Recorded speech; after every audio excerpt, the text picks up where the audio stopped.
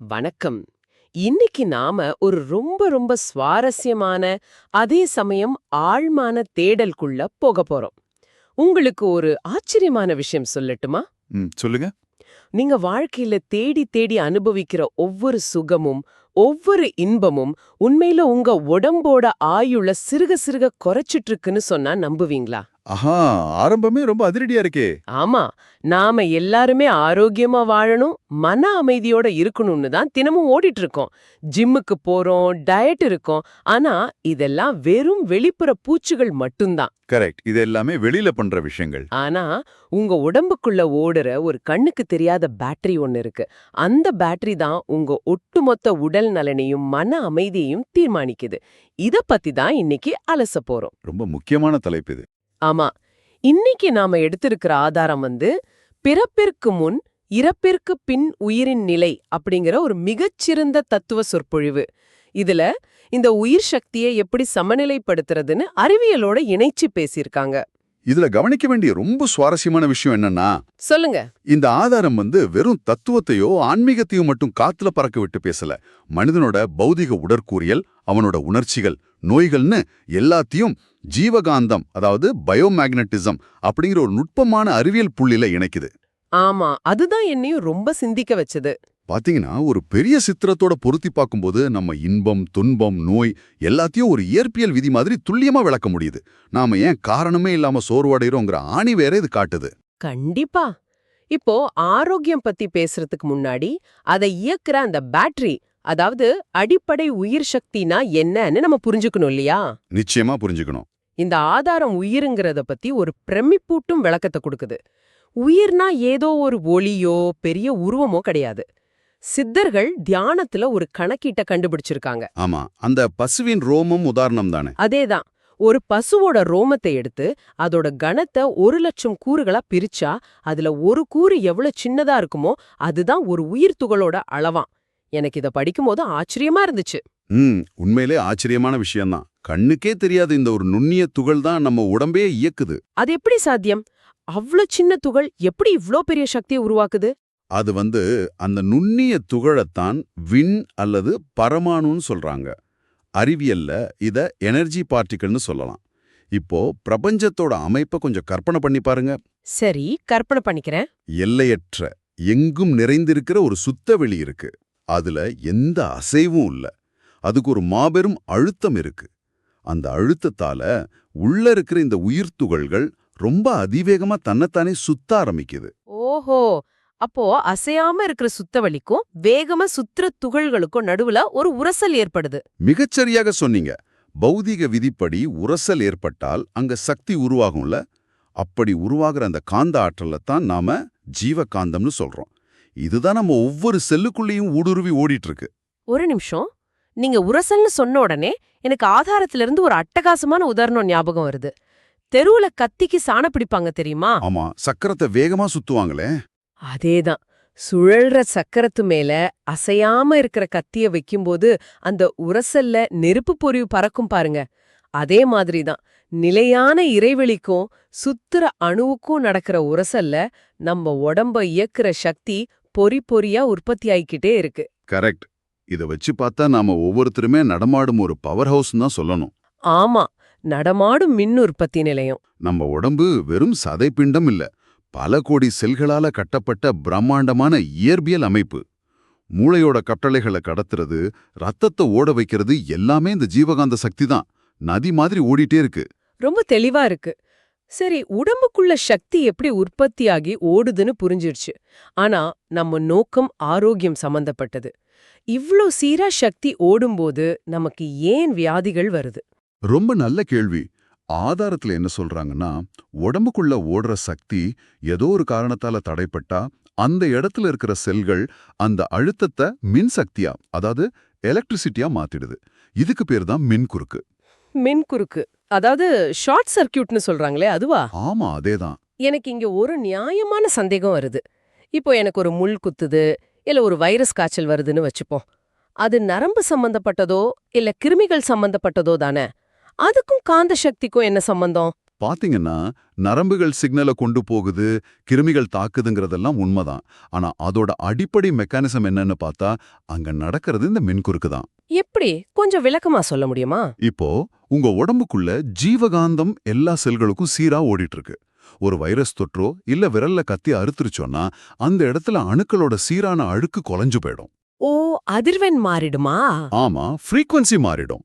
அந்த குழப்பத்தால சீரா ஓடிட்டு இருந்த காந்த சக்திக்கு ஒரு பெரிய தடை ஏற்படுது. பிளாக்கேஜ்னு சொல்லலாம். அதாவது ஓடுற தண்ணி குறுக்கு ஒரு பாறைய வச்சா தடைப்படுமே, அது மாதிரியா? சரியா சொன்னீங்க. தடபட்ட உடனே பின்னாடிந்து வர்ற காந்த ஆற்றலுக்கு போக வழி இருக்காது. ஆற்றலை அழிக்க முடியாதுங்கிறது விதியாச்சே. அதனால தேங்குற அந்த காந்த ஆற்றல் வேற வழி இல்லாம மின்சாரமா மாறுது. ஓஹோ, அப்போ மின்சாரம் அதிகமாகும்போது வலி வருதா? கரெக்ட். ஒரு செல் தனக்கு தேவையான அளவை விட அதிகமான மின்சாரத்தை ஏற்கும்போது சுருக்கென்று ஒரு எரிச்சலோ வலியோ வருது. நரம்புகளுங்கிறது வெறும் வயர்கள் தான். அதிக மின்சாரம் பாயறத மூளைக்கு சொல்ற மொழிதான் வலி. ஆஹா, இது முற்றிலும் புதிய ஒரு கண்ணோட்டம். அப்போ வலிங்கிறது வெளியிலிருந்து வர்ற தாக்குதல் இல்ல, உள்ள ஓடுற நம்ம பேட்டரி வீணாகும்போது அடிக்கிற அலாரம். ரொம்ப அருமையா சொன்னீங்க. சரி, கத்தி அறுத்துடுச்சு, மருந்து போடுறோம், தடை நீங்கிடுது. ஆனா தவறான பழக்க வழக்கத்தாலேயோ மன அழுத்தத்தாலேயோ உடம்புக்குள்ள வர தடைய கவனிக்காம விட்டா என்ன ஆகும்? அங்கதான் மிகப்பெரிய சிக்கல் ஆரம்பிக்குது. தடைய நீக்காம விட்டா அந்த மின் குறுக்கு இடத்தாலும் காலத்தாலும் விரிவடையும். விரிவடையும்னா பக்கத்து செல்களுக்கும் பரவுமா? ஆமா, ஒரு இடத்துல ஏற்பட்ட குழப்பம் மெல்ல மெல்ல பக்கத்து அணுக்களுக்கும் பரவி சங்கிலி தொடர் மாதிரி உங்க காந்த சக்தியே மின்சாரமா மாத்தி வெளியிட்டுக்கிட்டே இருக்கும். இந்த தொடர் வலிக்கு பேரு தான் வியாதி. அப்போ வியாதிங்கிறது ஓட்ட விழுந்த பானையிலேருந்து தண்ணி கசிற மாதிரி நம்ம உயிர் சக்தி வீணாகிட்டே இருக்கிற நிலைதானா? அதுதான் உண்மை. ஆரோக்கியமா இருக்கணும்னா உயிர் சக்தியை தடைபடாம சீரா ஓட விடணும். மிக தெளிவான விளக்கம். சரி, உடம்பு வலி வியாதி பத்தி பேசிட்டோம். இது சக்தி விரயம்னு புரியுது. ஆனா மன அழுத்தம், கவலை, சந்தோஷம் இது எல்லாமும் இதே மின்குறுக்குதானா? ஆமா, ஆதாரம் இதையும் ரொம்ப அழகா பிரிச்சு சொல்லுது. மனிதனோட 4 அடிப்படை நிலைகள் இருக்கு. இன்பம், துன்பம், அமைதி, பேரின்பம். துன்பம்ங்கிறது சக்தி தடைப்பட்டு மின் குறுக்காவதுன்னு இப்பதான் பார்த்தோம். ஆனா இன்பம் பத்தி ஆதாரம் சொல்ற விளக்கம் என்ன? நிஜமாவே அதிர்ச்சி ஆக்கிடுச்சு. ஏன், என்ன தோணுச்சு உங்களுக்கு? இன்பம்ங்கிறது நம்ம உடம்புல மிதமெஞ்சி இருக்கிற ஜீவகாந்த சக்தி புலன்கள் வழியா வெளியேறும்போது ஏற்படுற ஒரு தளர்வுன்னு ஆதாரம் சொல்லுது. நாமெல்லாம் இன்பத்தை தேடிதானே அலைஞ்சிட்டு இருக்கோம். அது எப்படி சக்தி வெளியேறதா இருக்கும்? இத புரிஞ்சுக்க ஒரு சின்ன உதாரணம் சொல்றேன். உங்க சிறுநீர் பை முழுசா நிறைஞ்சிடுச்சுன்னு வச்சுக்கோங்க. உள்ள ஒரு பெரிய இறுக்கம் இருக்கும்ல? ஆமா, ரொம்ப கஷ்டமா இருக்கும். ஆனா அதை வெளியேற்றும் போது ஒரு பெரிய விடுதலையும் இன்பமும் கிடைக்குது இல்லையா? உள்ள இருந்த அடைப்பு மாறுறதால காந்த சக்தி திரும்பவும் சீரா ஓடத் தொடங்குது. அந்த ரிலாக்ஸேஷன் தான் இன்பம். ஓ, அப்போ சக்தி அதிகமா தேங்கி அதை வெளியேத்துறது தான் இன்பமா? கரெக்ட். காந்த சக்தி அதிகமா இருக்கும்போது நாம நல்ல பாட்டு கேட்கும்போதோ தொடு உணர்வு மூலமாவோ அந்த சக்தி வெளியேறுது.